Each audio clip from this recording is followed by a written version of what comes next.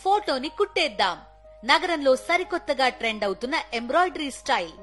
పూర్తి వివరాలకు చదవండి రేపటి సాక్షి హైదరాబాద్ ఎడిషన్. 3 సిలిండర్లు ఇవ్వాలంటే 4,200 కోట్లు కదా కావాలి.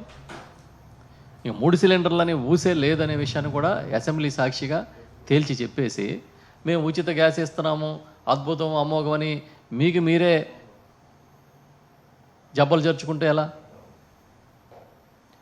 చాలా క్లియర్గా కౌన్సిల్లో సంబంధిత మంత్రి గారే చెప్పారు, రేపు నెక్స్ట్ ఫైనాన్షియల్ ఇయర్ వరకు ఒకటే సిలిండర్ ఇస్తామని. అది కూడా విజయం కిందే లెక్క. ఇది కాకుండా పోలీస్ శాఖని బలోపేతం చేస్తున్నారంట. సిగ్గే అనిపించట్లేదు వీళ్ళకి. పోలీస్ శాఖని బలోపేతం చేస్తున్నారా, బలహీనపరుస్తున్నారా అని సూటిగా అడుగుతున్నాం ఈ ప్రభుత్వాన్ని. అధికారం వచ్చిన మొదటి రోజు నుంచి రెడ్ బుక్ రాజ్యాంగం అని చెప్పి అరాచకాలు, అత్యాచారాలు, హత్యలు, కక్ష సాధింపులు ఇవి తప్ప ఇంకోటి ఏమన్నా అమలవుతున్నాయి రాష్ట్రంలో? బాధితుడు ఎవడైనా పోలీస్ స్టేషన్ గుమ్మం తొక్కితే న్యాయం జరుగుతుందని గుండెల మీద చేసి చెప్పండి మీరు. ఎస్ఏలు, సిఐలు మొదలుకొని ఎస్పీలు దాకా చేతులు కట్టేసిన పరిస్థితి కనబడుతుంది. కేసులు పెట్టమంటే పెట్టాలి, కొట్టమంటే కొట్టాలి. చివరికి నిందితుల ఆచూకీ తెలుసుకోవడానికి హైకోర్టు వెళ్ళి పిటిషన్ చేస్తే కానీ దిక్కులేని పరిస్థితి ఉంది ఇవాళ. పోలీస్ యంత్రాంగం ఇప్పుడైనంత నిర్వీర్యం గతంలో చరిత్రలో ఆంధ్రప్రదేశ్లో ఎప్పుడు జరగలే. ఉన్నత స్థాయి అధికారులు, ఐపీఎస్ అధికారులు కూడా కొంతమంది చాలా దుర్మార్గంగా బిహేవ్ చేస్తున్న విషయాన్ని ఈ రాష్ట్రంలో చూస్తూ ఉన్నాం. న్యాయం కోసం ఇవాళ పోలీస్ స్టేషన్ గుమ్మం దొక్కే పరిస్థితి సామాన్యుడికి లేదనేది నిజం. అంత బలహీనంగా వ్యవస్థని మీరు దిగజార్చి ఇప్పుడు వచ్చి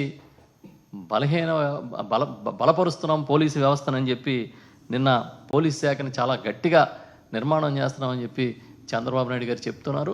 ఫింగర్ ప్రింట్స్ కోసం అంట 120 కోట్లు ఇచ్చామని చెప్తున్నాడు కొత్త వాహనాలు కొనుక్కోవడానికి.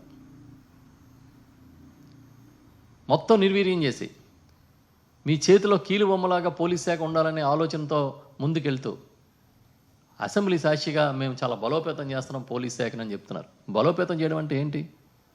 వాళ్ళ పనితీరుని మెరుగుపరచడం, బాధితుడికి న్యాయం అందించడం. వాళ్ళ సోషల్ మీడియా పేరుతో వందలాది మంది వైఎస్ఆర్ పార్టీ కార్యకర్తల్ని, నాయకుల్ని పచ్చిగా వేధిస్తున్నారు. సాక్షాత్తు ఒక దళిత ఎంపీని 70 రోజుల నుంచి బెయిల్ రాకుండా లోపల పెట్టారు, ఎక్స్ ఎంపీని. ఇప్పుడు ఒక సిట్టింగ్ ఎమ్మెల్యే, దళిత ఎమ్మెల్యేని, వైఎస్ఆర్ పార్టీ ఎమ్మెల్యే పైన దాదాపు 8 కేసులు కేవలం ట్వీట్లు చేసినందుకు పెట్టారు. మరి ఇదే కరెక్ట్ అయితే మరి జగన్మోహన్ రెడ్డి గారి మీద రోజు పచ్చిగా మార్ఫింగ్ చేసి ఇవాళకి ట్వీట్లు పెడుతున్న వాళ్ళని ఒక్క కేసైనా ఎందుకు నమోదు చేయలేదని అడుగుతున్నాం మేము.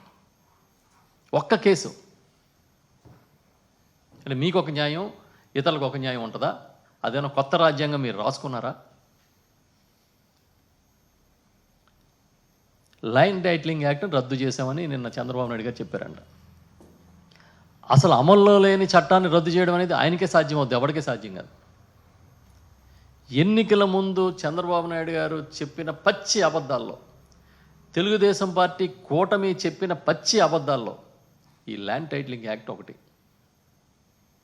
ఏదో యాక్ట్ వస్తే భూములన్నీ జగన్మోహన్ రెడ్డి గారు లాగేసుకుంటారని దుర్మార్గాన్ని ప్రచారం చేశారు.